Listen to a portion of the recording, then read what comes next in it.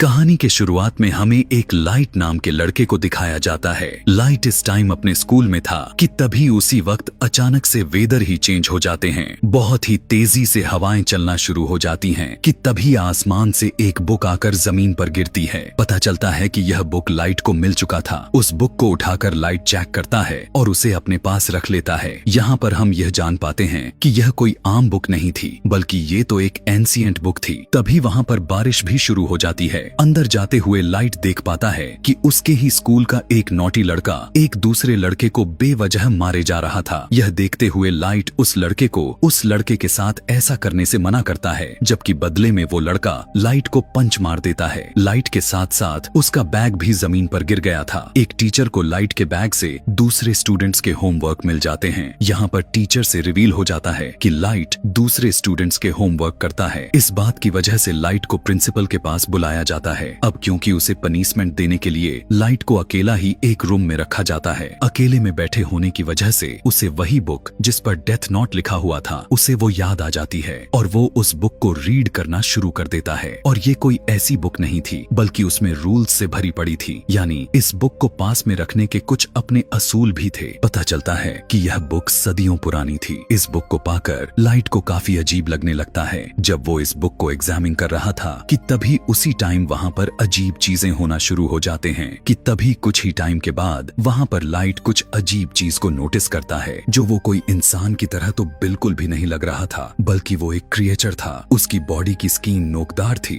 और वो काफी डरावना और बहुत ही ज्यादा क्रिपी लुक दे रहा था। उसे देखने के बाद तो लाइट की हवा टाइट हो जाती है, लेकिन बाद में उसे सारी बात समझ में आ जाती है कि ये कोई क्रिएचर नहीं, बल्कि एंजल ऑफ डेथ है, यानी मौत का फरिश्ता। पता चलता है कि ये एंजल ऑफ डेथ इस बुक यानी डेथ नोट का गार्डियन है। एंजल ऑफ डेथ लाइट को इस बुक की रियलिटी के बारे में बताता है कि ये क्या और कैसे काम करती है। वो बताता है कि इस बुक में कुछ स्पेसिफिक्स नोट्स हैं जिन्हें डेथ नोट कहा गया है। जिस इंसान के पास होती है वही इस बुक का ओनर होता है, यानी उस वक्त बुक का ओनर लाइट था। इस बुक की बड़ी बात यह है कि उस डेथ नोट पर जिसका भी नाम लिखा जाएगा वो उसी वक्त अपने जान से हाथ धो बैठेगा, यानी मर जाएगा। बुक का मालिक अपने किसी भी पसंद के तरीके से सामने वाले दूसरे पर्सन को मार सकता है। लाइक वो कोई भी तरीका चूज करके बुक में राइट कर दे तो मरने वाला सेम उसी मेथड उसी अकॉर्डिंग से ही मरेगा। लेकिन ऐसा करने के लिए ओनर को कुछ रूल्स को फॉलो करने होते हैं। फिलहाल के लिए लाइट इस बात पर बिलीव नहीं कर रहा था। बुक के साथ जो एंजल ऑफ डेथ था वो सिर्फ उसी इंसान को दिखाई देता है जो उस बुक का ओनर होता है। अब एंजल ऑफ डेथ लाइट को बताता है कि 7 दिनों के अंदर ही अंदर उसे इस बुक में किसी एक की नाम जरूर लिखना है। अगर उसने नहीं किया और किसी का भी नाम इस बुक में नहीं लिखा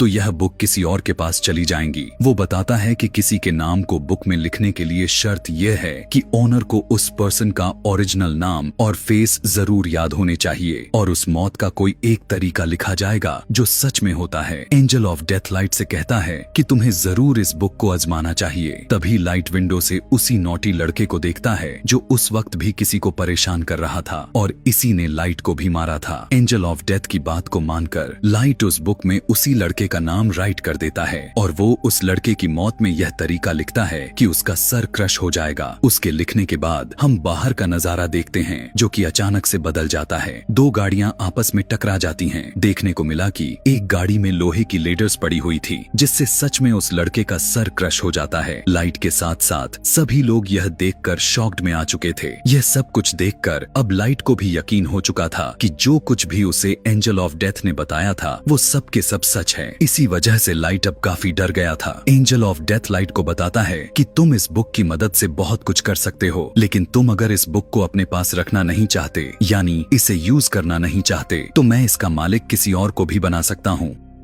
इसके बाद लाइट अपने घर वापस आ चुका था। घर में हम लाइट के फादर को देख पाते हैं। पता चलता है कि उसके फादर एक डिटेक्टिव थे। फिर हमें दिखाया जाता है कि कुछ साल पहले एक क्रिमिनल ने लाइट के मदर का मर्डर कर डाला था, लेकिन उस क्रिमिनल के सबूत ना होने की वजह से वो शख्स खुला घूम रहा था। इसी बात को लेकर दोनों बाप बेटे के रिलेशन में कुछ खास बनती नहीं थी। लाइट यहाँ पर अपने फादर से नाराज होता है कि आप मेरी मदर का बदला नहीं ले रहे हैं, और इसी बात को लेकर लाइट हमेशा अपसेट रहता था। फिर लाइट को एक आइडिया आता है कि मैं उस क्रिमिनल का नाम भी उसी डेथ नोट वाली बुक में लिख देता हूँ। और वो ऐसा ही करता है, उस क्रिमिनल का नाम वो डेथ नोट में लिख देता है। फिर हमें वही क्रिमिनल को दिखाया गया जो अपने दोस्तों के साथ पार्टी कर रहा था, और देखते ही देखते सभी के आंखों के सामने उसकी अचानक से मौत हो जाती है। जब बाप बेटे को उस क्रिमिनल की डेथ की खबर मिलती है तो वो काफी खुश हो जाते हैं। यहाँ पर लाइट ने अपनी मदर का बदला भी ले लिया था और लाइट और उसके फादर के बीच का रिलेशन भी अच्छा हो गया। फिर लाइट सोचता है कि इस बुक को अच्छे पावर के लिए कैसे इस्तेमाल किया जाए। लाइट अपने स्कूल में बैठा हुआ यह बात सोचे जा रहा था कि तभी लाइट के पास एक लड़की आ जाती है जिसका नाम मिया था। पता चलता है कि मिया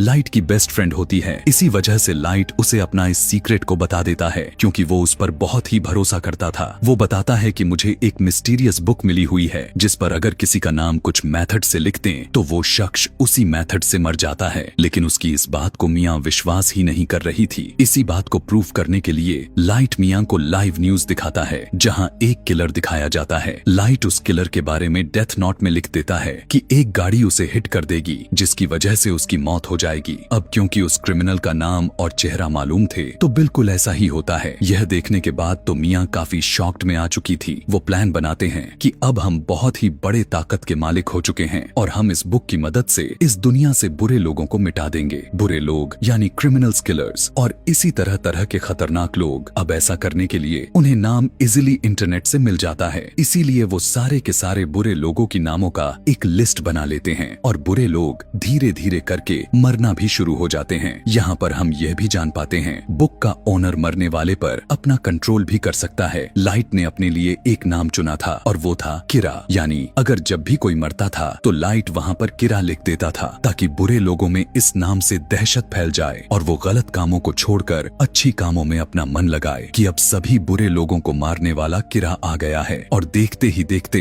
यह खबर पूरे दुनिया में वायरल हो जाती है कि किरा नाम का कोई सीरियल किलर आ गया है जो सभी को मारता जा रहा है। और कुछ लोग तो किरा को सपोर्ट भी कर रहे थे कि कम से कम दुनिया से बुरे लोग खत्म हो जाएंगे। अब क्योंकि लोगों के नजरों में वो था तो किलर ही इसीलिए पुलिस उसे पकड़ना चाहती थी। अब क्योंकि कोई भी सबूत लाइट के खिलाफ नहीं था तो उस तक पहुंच पाना ना के बराबर था। फिर एक इंटेलिजेंट डिटेक्टिव को इसी केस के लिए हायर किया जाता है। इस डिटेक्टिव का नाम एल था जो कि काफी स्मार्ट था। हम देखते हैं कि एल अपने फेस को हमेशा कवर करके रखता था और उसका ओरिजिनल नाम को कोई भी नहीं जानता था। लाइट और मिया अपने लाइफ को लेकर काफी खुश थे और तकरीबन 500 से ज्यादा लोगों को खत्म कर चुके थे। यहाँ हम देखते हैं कि एल एक कॉन्फ्रेंस में अनाउंस करते हुए कहता है कि किरा नाम का जो कोई भी बंदा है वो सामने आ जाओ। अब जबकि एल काफी स्मार्ट था तो वो इस केस को स्टार्ट से देखता है। अब क्योंकि लाइट के फादर भी एक डिटेक्टिव थे तो एल उन्हें भी अपनी टीम में शामिल कर लेता है ताकि वो जल्द से जल्द किरा तक पहुंच जाए। यहाँ पर लाइट और मिया काफी अपसेट हो जाते हैं क्योंकि उन्होंने कभी यह नहीं सोचा था कि उन्हें भी कभी पकड़ने की साजिश की जाएगी, क्योंकि अभी तक तो ये मजे में थे। लेकिन एल की एंट्री ने उनकी टेंशन को और ज्यादा मात्रा में बढ़ा दिया था। लाइट अपने फादर से पूछता है कि अगर किरा को पकड़ लिया गया तो उसके साथ आखिर क्या किया जाएगा। लाइट के फादर कहते हैं कि आधे लोग कहेंगे कि उसे फांसी की सजा दे दिया जाए, जबकि आधे लोग तो बस यही कहते रह जाएंगे कि आखिर उसने यह सब कुछ कैसे कर दिया, इस बात पर रिसर्च की जाए। ये सुनने के बाद तो लाइट की टेंशन और ज्यादा बढ़ जाती है। फिर ये सारी बात वो मिया को भी बताता है और वो उसे कहता है कि अब हमें यहाँ से सब कुछ स्टॉप कर देना चाहिए, क्योंकि एल के शक के दायरे में बहुत सारे लोग आ चुके थे। क्योंकि उनमें लाइट भी शामिल था। वो इसलिए क्योंकि वो अपने फादर के डेटा को बहुत ही आसानी से एक्सेस कर सकता था, इसीलिए अपने एक एजेंट को लाइट के पीछे लगा देता है ताकि वो लाइट के एक्टिविटीज पर आसानी से नजर रख सके। जब लाइट को इस बारे में पता चलता है तो वो खुद को नॉर्मल रखता है। बुक में लाइट का इंटरेस्ट कम होता देखकर मिया को बुरा लग जाता है, क्योंकि यही सब तो करके मिया काफी एंजॉय किए जा रही थी। लाइट और मिया के लिए उनके रास्ते का पत्थर एल बन गया था, लेकिन चाहकर भी एल को नहीं मार सकते थे, क्योंकि ना तो वो दोनों उसका ओरिजिनल का नाम को जानते थे और ना ही उन्होंने कभी उसकी शक्ल को देखी थी, जो कि बुक रूल भी था। लाइट और मिया इस बात पर डिस्कस कर रहे थे कि इस बुक में उन सारे एजेंट्स के नाम राइट कर देनी चाहिए जो किरा को ढूंढ रहे हैं, ताकि बाकी के डिटेक्टिव्स किरा से डर जाए और मजबूरन उसे इस केस को बंद करना पड़े। यह सब कुछ मिया करना चाहती थी, लेकिन लाइट ऐसा कुछ भी करने को तैयार ही नहीं हो रहा था, क्योंकि वो इनोसेंट लोगों की जान बेवजह नहीं लेना चाहता था। इसीलिए मिया को यह बात माननी पड़ जाती है और उस पर एग्री करती है। दूसरी तरफ एल को यह भी पता चल जाता है किरा ने सिर्फ उन्हीं लोगों को विक्टिम बनाया है है जिन लोगों को टीवी न्यूज में दिखाया गया था, और किरा उन लोगों को तब तक नहीं मार सकता जब तक उसे उन लोगों का नाम के साथ उस शख्स का फेस ना देखी हो, अब उस पर शक ना आए। इसीलिए लाइट यह डिसाइड करता है कि अब वो कुछ दिनों तक लोगों को नहीं मारेगा। लेकिन अचानक से इंसिडेंट हो जाता है। वो सारे के सारे एजेंट्स एक बड़े से बिल्डिंग से कूदकर सुसाइड कर लेते हैं क्योंकि इस केस में शामिल थे और किरा को ढूंढ रहे थे। लेकिन इनकी मारने की नाम और मेथड को लाइट ने नहीं लिखी थी, तो फिर ये नाम किसने लिखी थी आगे पता चलने वाली है। अब यहाँ से पूरा सिचुएशन खराब हो चुकी थी क्योंकि अब तक किरा ही बुरे लोगों को मारता आ रहा था। सब के सब उसे हीरो समझ रहे थे, मगर अब तो उसने पुलिस को भी मार दिया था। अब वो हीरो नहीं बल्कि लोगों के लिए खतरा बन चुका है। वो अब किसी को भी मार सकता है। इस बात को लेकर लाइट काफी परेशान हो जाता है और वो एंजल ऑफ डेथ से पूछने लगता है कि क्या यह सब तुमने किया। तब एंजल ऑफ डेथ उसे बताता है कि यह नाम किसी और ने लिखे हैं क्योंकि यह काम मैं नहीं कर सकता। लाइट के फादर अपने कॉन्फ्रेंस में किरा को चैलेंज करते हुए कहते हैं कि इनोसेंट लोगों को मारना बंद कर दो।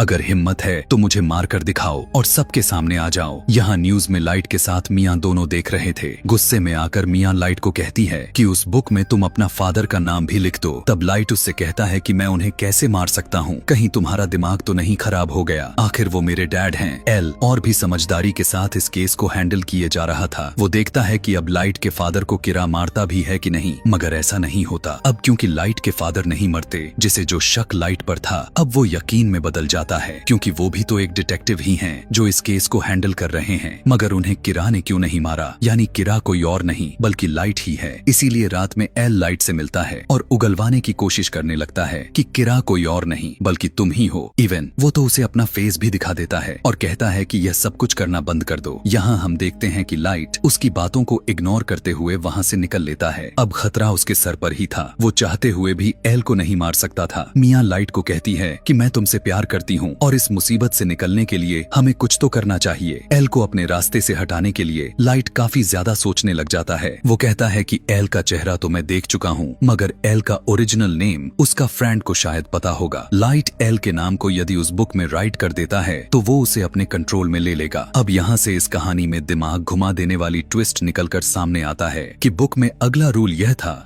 कि अगर किसी ने डेथ नोट बुक के नाम वाले पेज को जला दिया तो वो पर्सन बच जाएगा और उसे कुछ भी नहीं होने वाला। लेकिन एंजल ऑफ डेथ लाइट को बताता है कि ऐसा सिर्फ एक ही बार होने वाला है। एल का फ्रेंड लाइट के कंट्रोल में आ चुका था, मगर पता चला कि वो भी तो उसका ओरिजिनल नेम को नहीं जानता था। लाइट उससे कहता है कि किसी भी तरह एल का नाम पता लगाओ। तब एल का फ्रेंड बताता है कि एल एक एकेडमी में जाता था, शायद उसी में उसके डॉक्यूमेंट्स के साथ उसका ओरिजिनल नेम हो। इसीलिए लाइट उसे फॉरेन एकेडमी जाने के लिए कह देता है। एल का फ्रेंड ठीक ऐसा ही करता है क्योंकि वो उसे ब्लैकमेल कर रहा था। लाइट का प्लान था कि जब उसे ओरिजिनल नेम पता चल जाएगा तो वो उस पेज को जला देगा जिस पर एल के फ्रेंड का नाम लिखा था, जिसकी वजह से उसकी जान भी बच जाएगी और सब कुछ नॉर्मल हो जाएगा। लेकिन एल को डाउट हो जाता है कि उसका फ्रेंड मिसिंग है। उसे तो यह बात भी समझ में आ गई थी कि लाइट ने मेरी असली नाम जानने के लिए उसे भी अपने कंट्रोल में ले लिया होगा। इस बार तो एल को अब यहाँ पर थोड़ा थोड़ा डर सताए जा रहा था कि अगर उसने मेरा नाम पता कर लिया तो मैं तो गया काम से।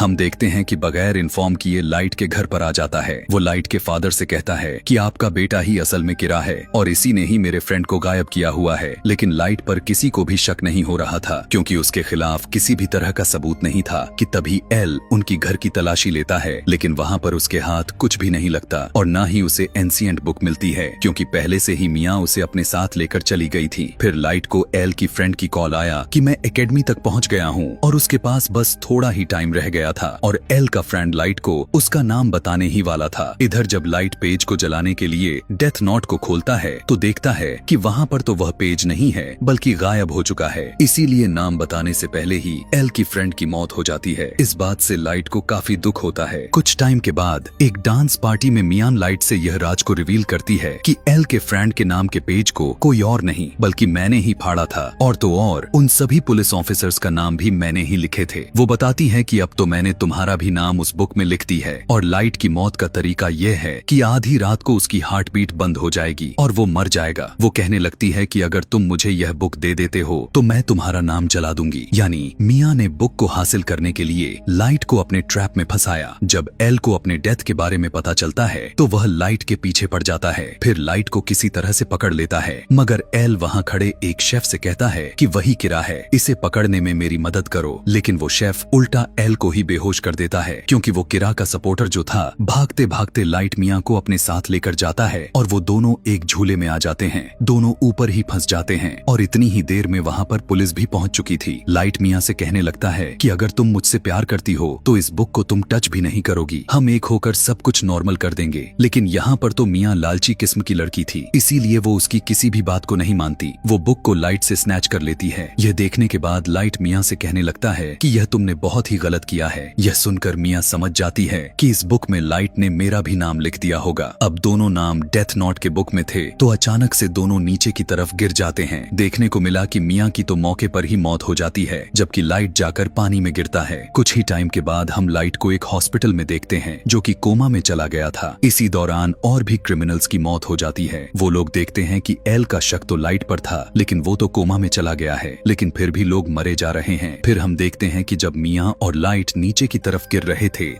तब एक पेज उस बुक से निकलकर आग में गिरता है और जल जाता है। उस पेज पर लाइट का नाम लिखा हुआ था। लाइट ने एक समझदारी की हुई थी। जब उसे पता चला कि मियाँ ने उसका नाम लिख दिया तो उसने बुक में यह लिखा कि अगर मियाँ उससे यह बुक ले लेती है तो वह मारी जाएगी, और वो भी पेज जिस पर लाइट का नाम लिखा हुआ है वो भी जल जाएगा और लाइट पानी में गिर जाएगा। और हुआ भी कुछ ऐसा ही। इसी के साथ वो बहुत सारे बुरे लोगों के नाम भी लिख दिए थे। एक बुरा डॉक्टर लाइट को पानी से बाहर निकालता है और उसे कोमा में भेज देता है, और जिसके बाद वही डॉक्टर सुसाइड कर लेता है। फिर एक और आदमी उस बुक को ले लेता है और वो भी उस बुक में बहुत सारे बुरे लोगों का नाम लिख देता है। बार में वो आदमी उस बुक को लाइट के पास लेकर आता है। लाइट भी अब कोमा से बाहर आ चुका था। इसके बाद एल को सस्पेंड कर दिया जाता है, लेकिन वो हार नहीं मानता और आखिरी बार मियाँ की घर की तलाशी लेता है और वहाँ उन सारे मरने वाले पुलिस ऑफिसर के नाम मिल जाते हैं, जिसकी वजह से सारा इल्जाम मियाँ पर आ जाता है। अब वो बुक लाइट के पास आ जाती है और वो भी बिल्कुल ठीक हो चुका था, लेकिन अब वो यह सीख चुका था कि आगे से वो किसी पर भी ट्रस्ट नहीं करने वाला। और इसी के साथ ही ये कहानी यहीं पर खत्म हो जाती है। Thanks for watching.